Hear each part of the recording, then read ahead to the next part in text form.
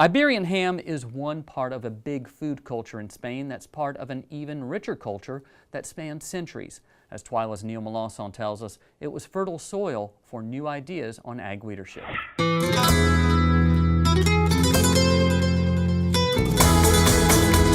As you've seen from the past couple of shows, the LSU Ag Leadership Class tour of Spain and Portugal saw quite a lot of agriculture in the Iberian Peninsula.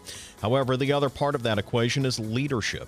There were plenty of examples of it, such as the way Spain was taking charge of the world trade on olives and olive oil with the International Olive Council headquartered in Madrid. But it's something more than that as well. Of course, we are very proud, very proud.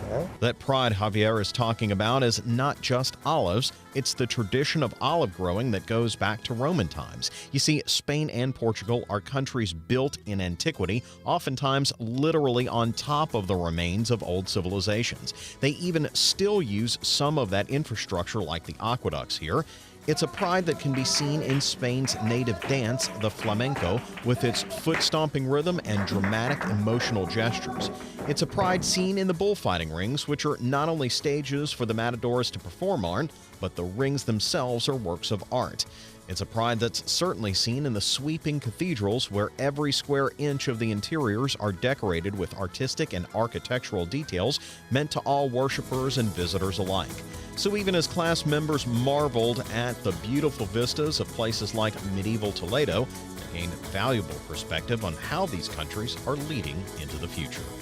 Early on in the trip, one great opportunity we got was meeting with a trade economist in the British Embassy to Spain, Bill Murray. He told us and the class that the years after World War II, the UK had a very protectionist farm policy that supported their farmers with high subsidies and blocked foreign products like ours with high tariffs. According to Murray, that's changing, which means a big opportunity for American farm commodities. Farming is associated in the UK with the Common Agricultural Policy, with a policy that quite clearly is dysfunctional and is associated with waste and with subsidies.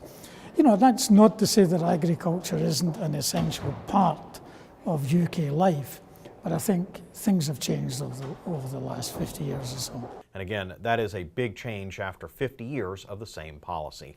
And Avery, of course, you know, overall the trip, we were both on it, incredible time. It's amazing how much that cultural aspect really shapes the way they think. And, you know, we looked at antiquities that were 2,000 years old, and all of that carries forward into pretty much everything they do. See, what I thought was interesting was the lifestyle they had. Breakfasts were late, lunches were long, dinners were uber late. Right. I mean, it was just, there was sort of a laid-backness about it.